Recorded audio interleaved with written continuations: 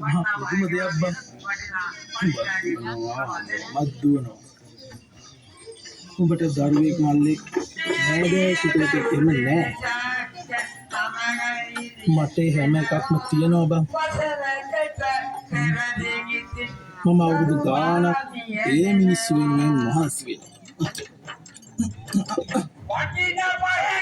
තාම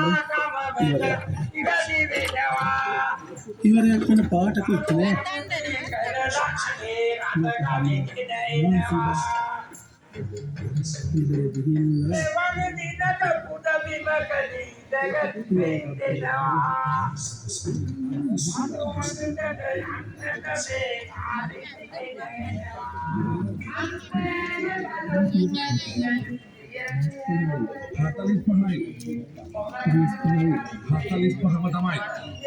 කිව්වනේ මමත් කිව්වනේ. එහෙනම් 45ක් දෙනවකෝ. කාණ්ඩද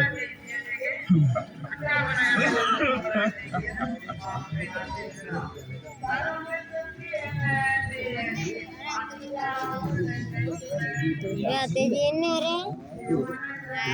අර 5000ක් තිබ්බත්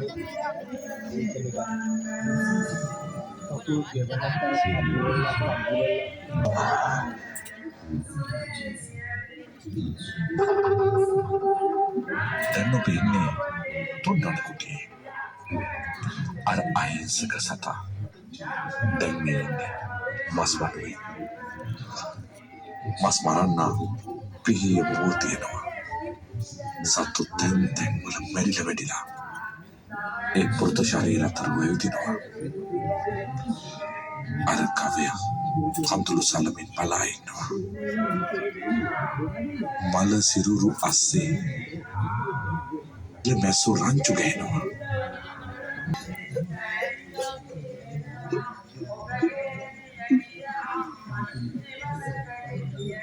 මේ ඔබ ඉන්නේ හතරවෙනි කුටියේ.